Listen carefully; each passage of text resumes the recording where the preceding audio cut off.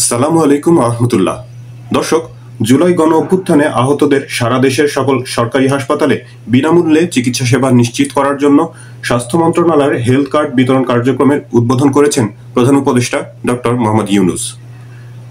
বুধবার ১ জানুয়ারি সন্ধ্যায় রাষ্ট্রীয় অতিথি ভবন যমুনায় এই উদ্বোধন কার্যক্রম শুরু হয়। এ সময় অভ্যুত্থানে আহত দুজন শিক্ষার্থীর হাতে হেলথ কার্ড তুলে দেন প্রধান উপদেষ্টা।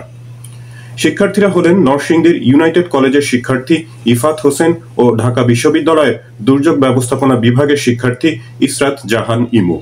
গত বছরের ১৯ জুলাই আন্দোলনের সময় নরসিংদীতে পুলিশের গুলিতে দুই চোখের দৃষ্টিশক্তি হারান ইফাত। তিনি এখনো এক চোখে দেখতে পান না।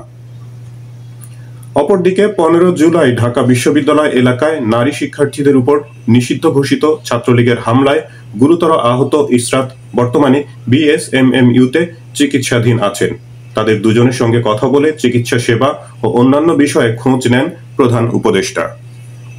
স্বাস্থ্য মন্ত্রণালয় জানায়, জুলাই গণ অভ্যুত্থানে আহতদের মধ্যে প্রতি সপ্তাহে নির্দিষ্ট জেলায় হেলথ কার্ড বিতরণ করা হবে।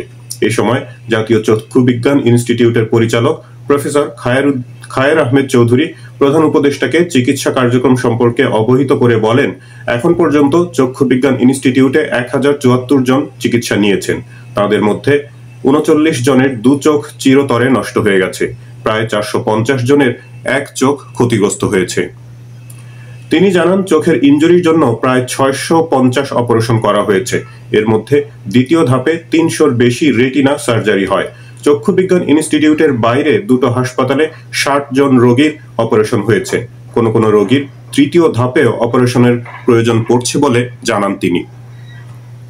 তিনি আরো জানান, এখন পর্যন্ত চীন, ফ্রান্স, নেপাল, যুক্তরাষ্ট্র থেকে চিকিৎসকরা চক্ষু বিজ্ঞান ইনস্টিটিউট পরিদর্শন করেছেন এবং যে প্রক্রিয়ায় চিকিৎসা দেয়া হচ্ছে তাতে চিকিৎসকরা সন্তোষ জানিয়েছেন। এখন পর্যন্ত চক্ষু বিজ্ঞান ইনস্টিটিউটে ৬৫ জন রোগীর চোখ ভালো হয়েছে বলেও জানান তিনি। জাতীয় অর্থোপেডিক হাসপাতাল ও পুনর্বাসন প্রতিষ্ঠান নিটোর পরিচালক ডক্টর মোহাম্মদ আবুল কেনান প্রধান উপদেষ্টাকে তার হাসপাতালের চিকিৎসার অগ্রগতি জানিয়ে বলেন, এখন পর্যন্ত তাদের হাসপাতালে ২১ জন রোগীর হাত অথবা পা কেটে ফেলতে হয়েছে। কয়েকজন রোগীকে বিদেশে নেয়ার জন্য বাছাই করা হয়েছে।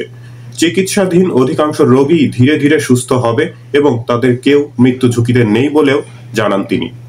হেলথ কার্ডের উদ্বোধন ঘোষণা করে প্রধান উপদেষ্টা বলেন, এই হেলথ কার্ড থাকার অর্থ হলো ১ বছর পরে হোক, ২ বছর পরে হোক, যে কোনো সময় দেশের যে কোনো সরকারি হাসপাতালে কার্ডধারীরা চিকিৎসা পাবেন। এই কার্ড সব সময়ই থাকবে।